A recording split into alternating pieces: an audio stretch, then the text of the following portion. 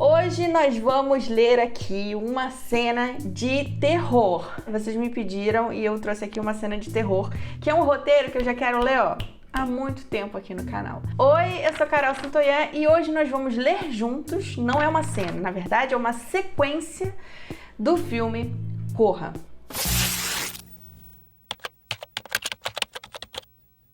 Mas antes da gente começar aqui a ler a cena, eu vou ter que ser a pessoa chata, né? Porque, infelizmente, gente, eu vou ficar aqui repetindo. Porque enquanto vocês aparecerem aqui no canal, mas não se inscreverem, não derem seu like, eu vou ter que continuar falando que eu tô de olho em vocês, gente. Então, se você gosta deste conteúdo, quer apoiar para que eu faça mais esse conteúdo, é muito simples, basta você se inscrever neste canal.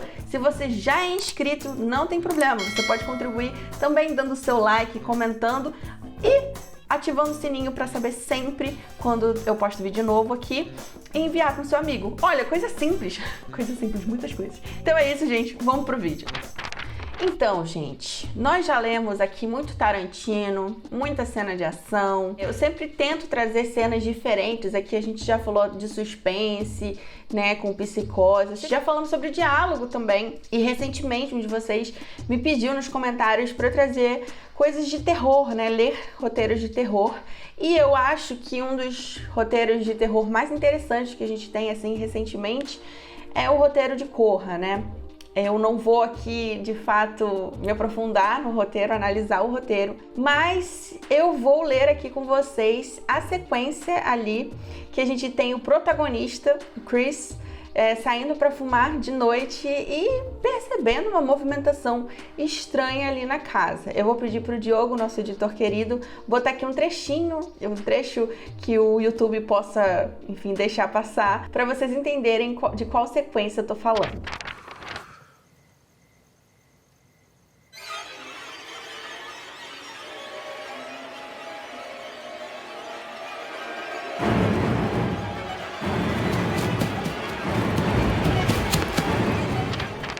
Eu até fiquei na dúvida, será que eu leio com eles aquela cena famosa da cadeira, né, que ele tá sendo hipnotizado, ou se eu leio essa sequência que na verdade ela antecede, ele sai ali e ele se depara, né, com um comportamento estranho daquelas pessoas que trabalham naquela casa. Só que eu acho que isso é muito mais interessante pra gente analisar aqui essa questão do terror, é muito mais interessante a gente analisar essa sequência que ele sai, porque é uma sequência, são 2 páginas que eu traduzi aqui, né? Lembrando sempre, leiam se for possível o original, tá? Porque aqui a minha tradução, não sou realmente tradutora, não é uma tradução muito precisa, mas achei que seria mais interessante a gente analisar essa sequência justamente porque ela não tem diálogos, ela trabalha só a imagem, né? A ação, a descrição daquelas pessoas com comportamento esquisito, né? Como que elas agem, enfim, eu acho que é uma ótima cena pra gente analisar rubricas ou ação, se você quiser chamar assim. Vamos começar a ler juntos aqui. Peço desculpas antecipadamente, gente, eu tô um pouquinho lerda porque eu tô virando jacaré. Mas vamos lá. Interior, quarto de Rose, noite. Rose e Chris fazem amor silenciosamente em sua cama. Um leão empalhado parece assistir Chris.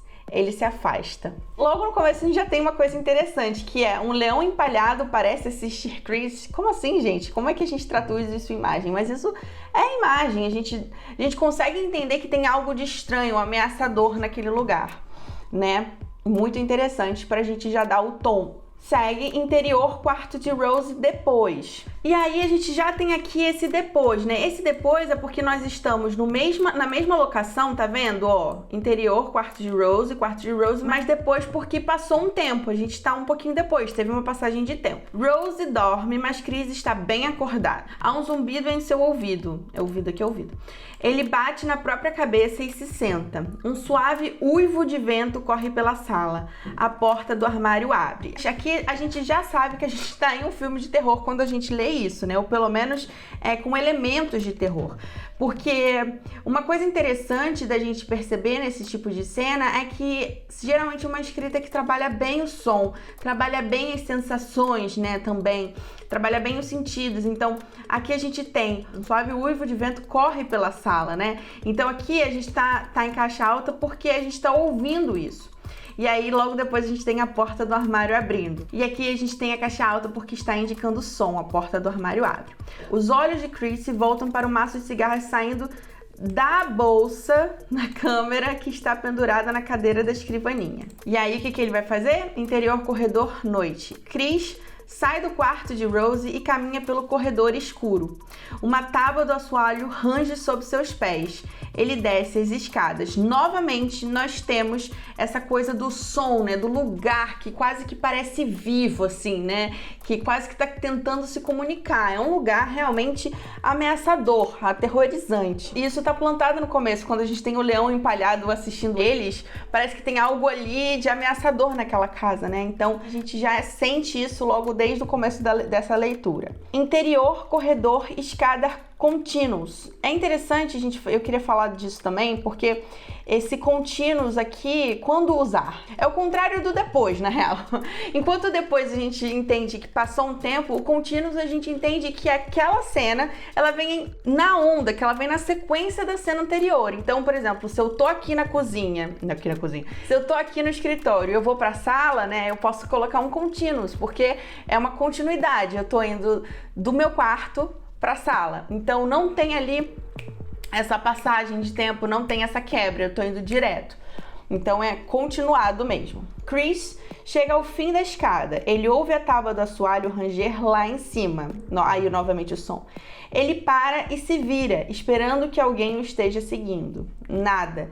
Chris continua a andar pelo corredor, passando pelas fotos, em direção à cozinha. Tem uma coisa bem interessante, porque no começo desse filme, ele vai ser apresentado para essa família, sobre quem era essa família, né? A família, o corredor e tudo mais. O pai da namorada dele vai contar e mostrar umas fotos. E isso é interessante ele pontuar aqui. E eu já vou contar para vocês porque que eu acho que esse filme tem um terror bastante sofisticado. A porta do porão está entreaberta.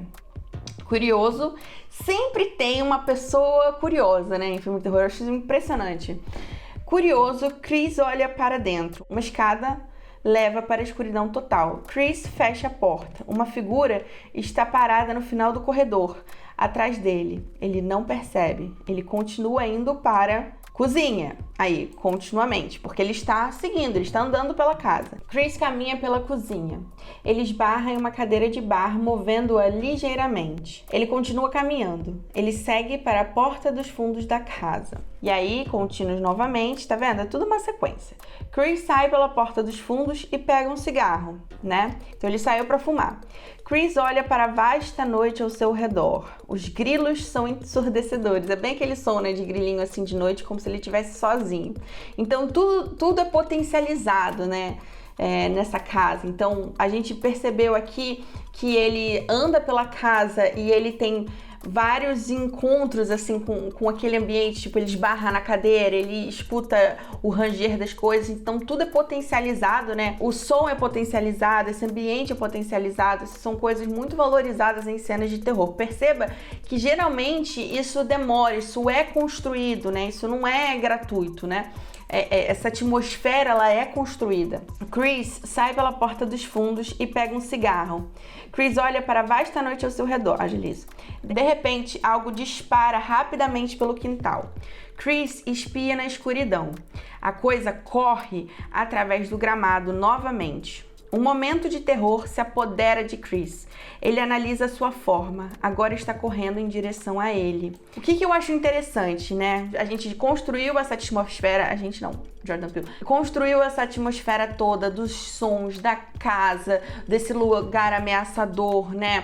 É uma escada que dá para um outro lugar. Enfim, é uma casa...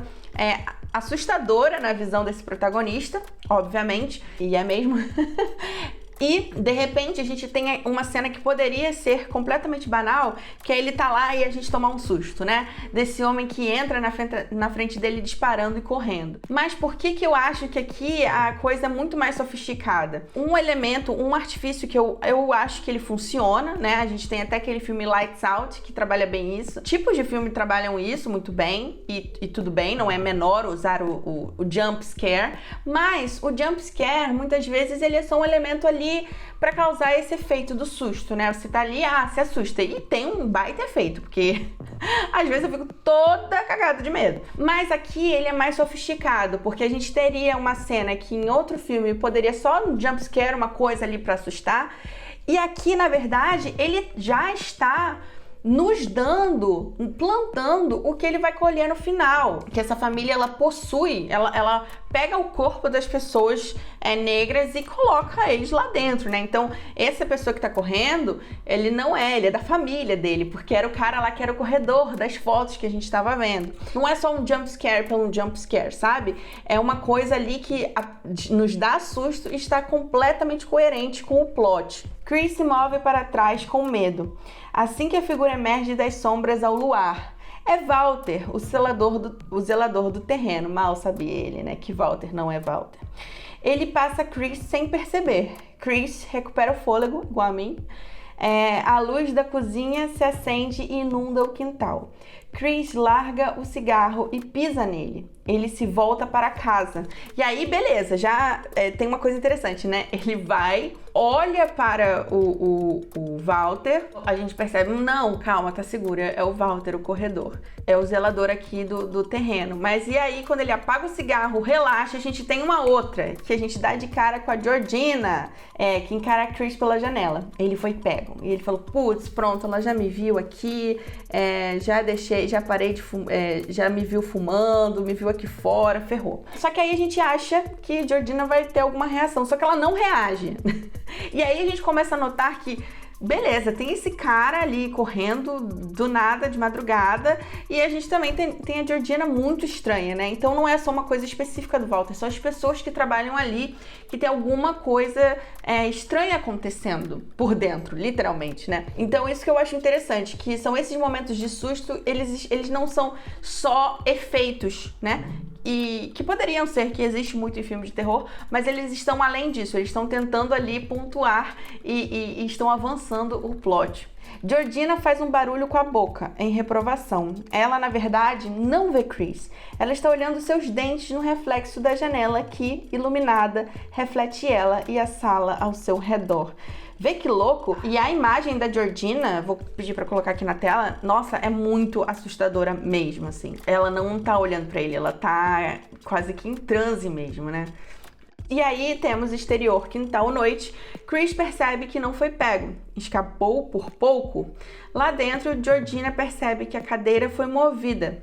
Ela a coloca em sua posição original e começa a limpar os armários da cozinha.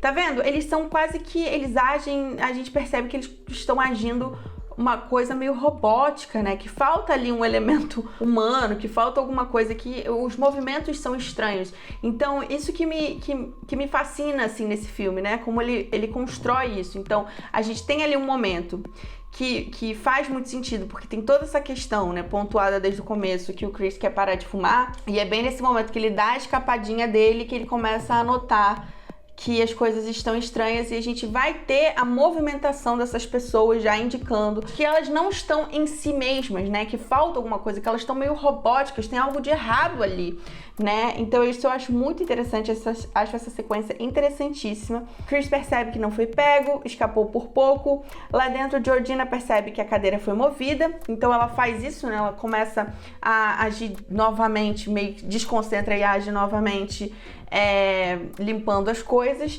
e o Chris foge. Nesse momento, só pra a gente entender qual é esse momento do filme, logo depois a gente vai encontrar, né, a mãe da namorada dele, e ela vai ter essa famosa cena que ela toma um chazinho, que ele percebe que ela o hipnotizou. Então a gente antes é assustado pelas condições daquelas pessoas, a gente entende que aquela família não é normal, a gente vai depois para a ação, né, dessa mulher tentando hipnotizar, e a gente fica apavorado com aquela família, porque a gente pensa, putz, tem alguma coisa errada aqui, a gente não conseguiu entender muito bem por quê, o que tá acontecendo, a gente não entende, mas as coisas começam a crescer, sabe?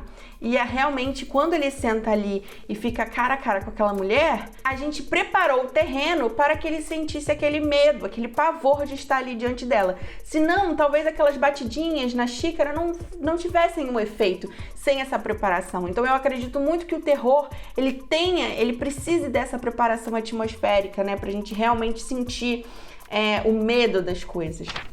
Bom, então é isso, eu espero muito que vocês tenham gostado deste vídeo. Se vocês quiserem que a gente analise uma outra cena de terror, vocês podem me deixar aqui embaixo, eu vou adorar. Eu gosto muito do gênero, não sei se vocês já perceberam, mas tem até um livro aqui atrás.